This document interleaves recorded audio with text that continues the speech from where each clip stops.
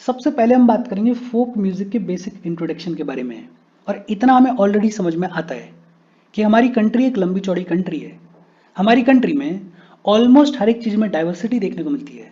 हमारे कंट्री में diverse culture देखने को मिलते हैं। हमारी कंट्री की खूबसूरती भी यही है कि हमारे कंट्री में ऑलमोस्ट हर एक चीज़ में डाइवर्सिटी देखने को मिलती है। म्यूजिक के कॉन्टेक्स्ट में अगर बात करें तो ऑलमोस्ट हर एक स्टेट में अपना अलग फॉर्म ऑफ म्यूजिक देखने को मिलता है। लेकिन ये जो फोक म्यूजिक है इसकी खास बात क्या है कि इसमें कोई भी हार्ड एंड फास्ट रूल्स नहीं होते हैं। फॉर एग्जाम्पल, इससे पिछले सेशंस में हमने बात की थी क्लासिकल म्यूजिक के बारे में, और हमने देखा था कि ये जो क्लासिकल म्यूजिक होता है इसके अपने रूल्स होते हैं, इसके अपने तौर तरीके होते हैं। लेकिन फोक म्यूजिक के अपने कोई हार्ड एंड फास्ट रूल्स नहीं होते हैं। फोक म्यूजिक के अंदर डाइवर्स थीम्स देखने को मिलती हैं, और ये तो होगा ही बिकॉज हर एक स्टेट में अपना अलग फॉर्म ऑफ म्यूजिक डेवलप हुआ है।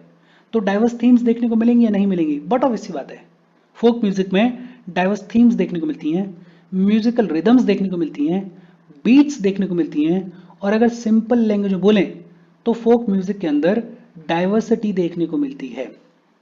ये जितने भी फोक म्यूजिक के अलग अलग ट्रेडिशंस डेवलप हुए, उन अलग अलग ट्रेडिशंस के बारे में एक एक करके पढ़ लेते हैं। सबसे पहले बात की गई है बाउल के बारे में। ये जो बाउल है ये म्यूजिक का एक टाइप तो है ही, लेकिन म्यूजिक का टाइप होने के साथ साथ बाउल एक बंगाली रिलीजियस सेक्ट भी है। तो ये अपने आप में इंपॉर्टेंट हो जाता है। बाउल जो है वो म्यूजिक का टाइप तो है ही, लेकिन म्यूजिक का टाइप होने के साथ साथ एक बंगाली रिलीजियस सेक्ट भी है बाउल। ये जो बाउल संगीत होता है इसके ऊपर किसका इन्फ्लुएंस देखने को मिलता है? इसके ऊपर भक्ति मूवमेंट का इन्फ्लुएंस देखने को मिलता है। इसके ऊपर सूफी का इन्फ्लुएंस देखने को मिलता है। Sufi is a form of Sufi song. तो बाउल संगीत के ऊपर किसका इन्फ्लुएंस देखने को मिलता है? भक्ति मूवमेंट का इन्फ्लुएंस देखने को मिलता है और सूफी का इन्फ्लुएंस देखने को मिलता है। ये जो बाउल संगीत है इसको बाउल गान भी बुलाया जाता है। क्या बुलाया जाता है? बाउल गान बुलाया जाता है या बाउल सॉन्ग बुलाया जाता है। ये जो बाउल फोक म्यूजिक का ट्रेडिशन है ये क्या रिप्रेजेंट करता है? ये रिप्रेजेंट करता है लॉन्ग हेरिटेज ऑफ मिस्टिसिज्म को। मिस्टिसिज्म का जो लॉन्ग हेरिटेज है, जो लंबा चौड़ा हेरिटेज है, उसको गानों के थ्रू रिप्रेजेंट किया जाता है इस बाउल फोक म्यूजिक के ट्रेडिशन में। और इसको प्रैक्टिस कहाँ किया जाता है? इसको प्रैक्टिस किया जाता है वेस्ट बंगाल में, आसाम में और त्रिपुरा में।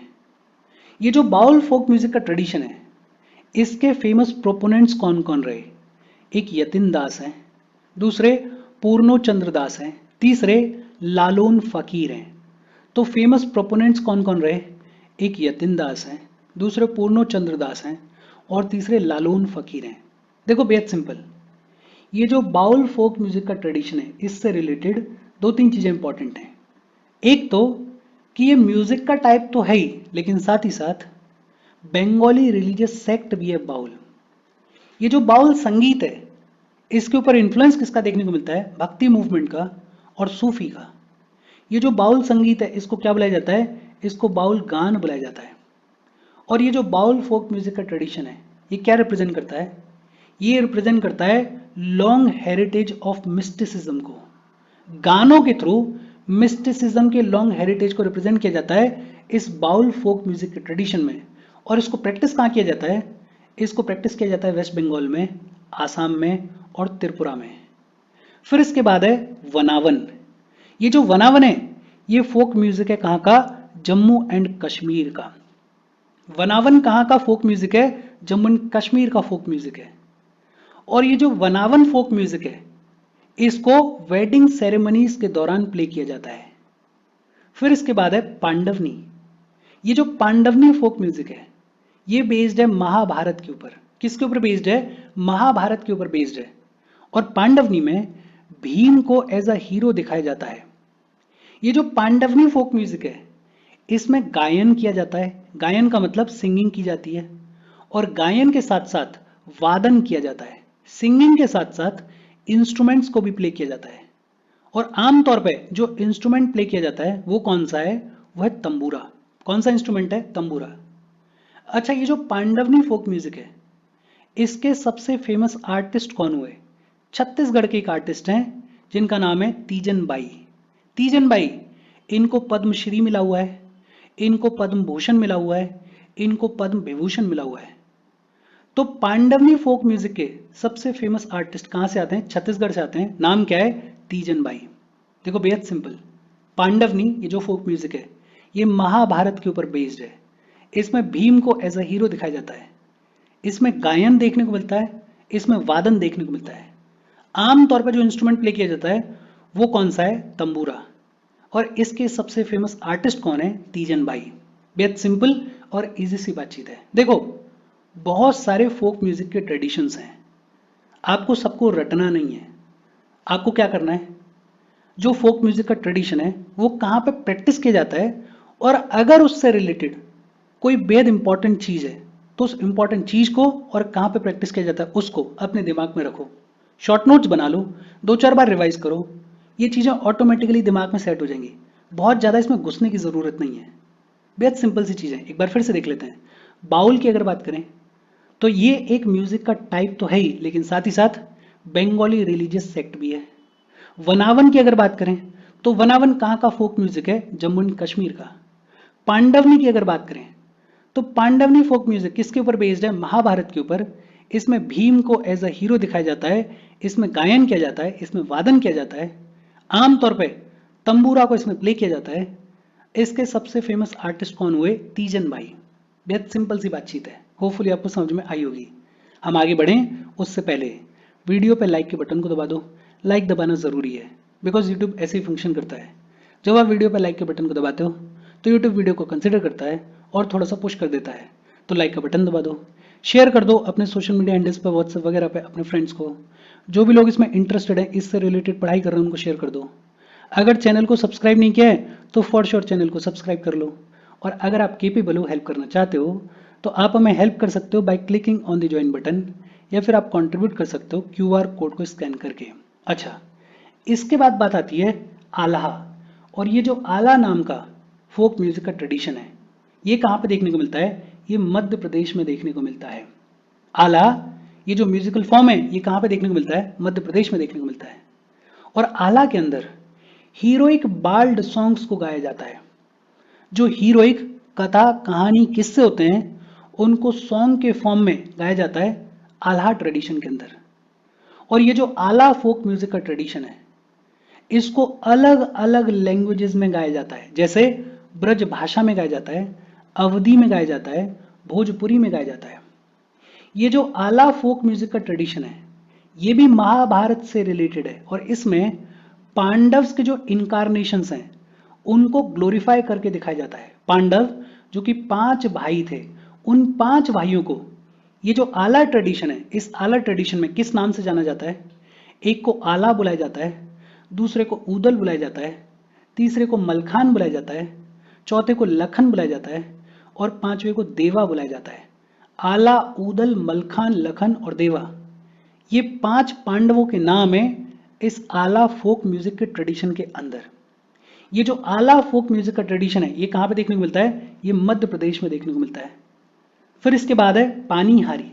और पानीहारी नाम से ही क्लियर है ये कहां का म्यूजिकल फॉर्म है? ये राजस्थान का म्यूजिकल फॉर्म है। कहां का म्यूजिकल फॉर्म है? राजस्थान का म्यूजिकल फॉर्म है।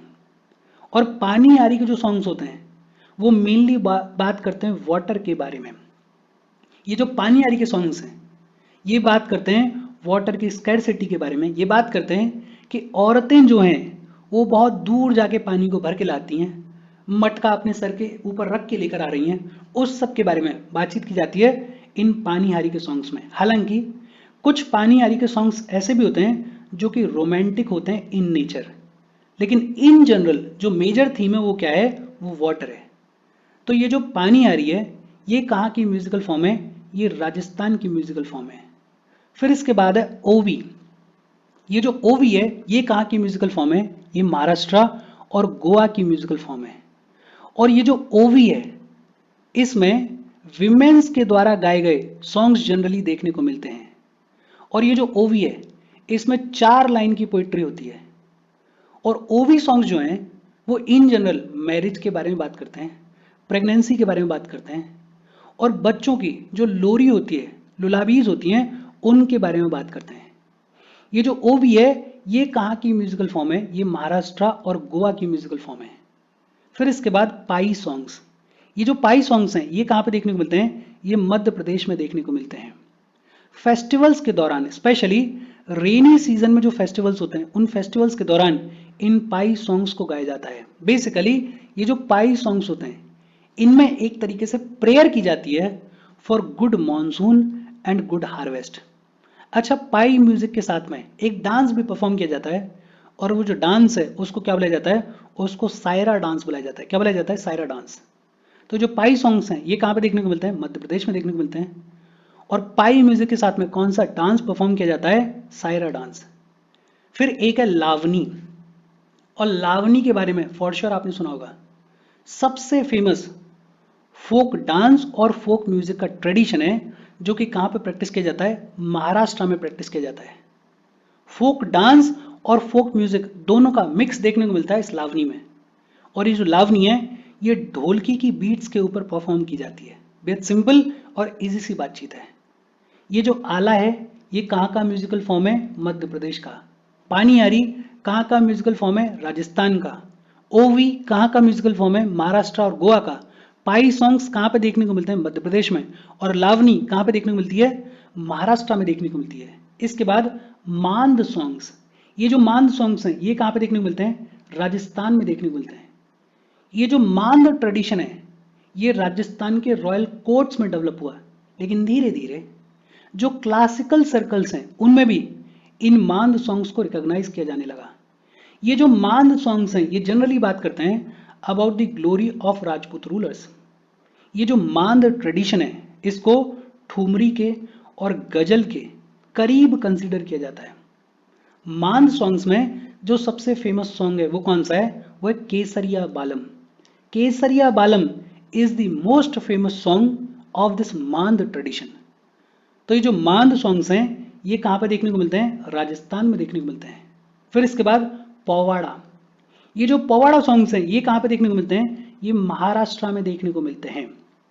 बेसिकली जो पास्ट में हीरोज हुए जैसे छत्रपति शिवाजी, उनके बारे में ये सॉन्ग्स होते हैं पोवाड़ा। तो ये जो पोवाड़ा सॉन्ग्स हैं ये कहाँ पे देखने को मिलते हैं? ये महाराष्ट्र में देखने को मिलते हैं। फिर इसके बाद है कोंगजुम परवा। कोंगजुम परवा सॉन्ग जो हैं वो मणिपुर में देखने को मिलते हैं। एक बैटल हुई, बैटल ऑफ कोंगजुम 1891 में हुई, ब्रिटिश आर्मी और मणिपुरी रेजिस्टेंस के बीच में हुई। ये जो बैटल की कहानी है उसको म्यूजिकली नरेट किया जाता है इस कोंगजुम परवा के ट्रेडिशन के अंदर, जो कि कहाँ पे प्रैक्टिस किया जाता है? मणिपुर में प्रैक्टिस किया जाता है। फिर इसके बाद भावगीत। नाम से ही क्लियर है कि ये इमोशनल सॉन्ग्स हैं। भावगीत जो हैं वो इमोशनल सॉन्ग्स हैं और ये पॉपुलरली कहाँ पे देखने को मिलते हैं? कर्नाटका में और महाराष्ट्र में। ये जो भावगीत हैं इनको गजल के बहुत क्लोज कंसिडर किया जाता है। और ये जो भावगीत हैं इमोशनल सॉन्ग्स हैं तो इनको स्लोअर पिच पे गाया जाता है। फिर इसके बाद मंदो। ये जो मंदो सॉन्ग्स हैं ये बेहद पॉपुलर हैं गोवा में। और ये जो मंदो सॉन्ग्स हैं इनमें इंडियन और वेस्टर्न म्यूजिकल ट्रेडिशंस का मिक्स देखने को मिलता है। तो मंदो सॉन्ग्स कहाँ पे देखने को मिलते हैं? गोवा में देखने को मिलते हैं। फिर इसके बाद कोलात्तम या कोलाननलू। ये जो कोलात्तम है ये पॉपुलर म्यूजिक और डांस का कॉम्बिनेशन है जो कि कहाँ पे देखने को मिलता है? आंध्र प्रदेश में देखने को मिलता है। जैसे डांडिया किया जाता है ना, वैसे ही लगभग ये कोलात्तम परफॉर्म किया जाता है। फिर इसके बाद तमांग सीलो। ये जो तमांग सीलो फोक म्यूजिक है ये कहाँ पे देखने को मिलता है? ये सिक्किम में देखने को मिलता है। जो तमांग कम्युनिटी के लोग हैं वो इस तमांग सीलो फोक म्यूजिक के ट्रेडिशन को प्रैक्टिस करते हैं। देखो दोबारा से एक बार रिवाइज करते हैं। ये जो मांद सॉन्ग्स हैं ये कहाँ पे देखने को मिलते हैं? राजस्थान में देखने को मिलते हैं। पोवाड़ा कहाँ पे देखने को मिलते हैं? महाराष्ट्र में देखने को मिलते हैं।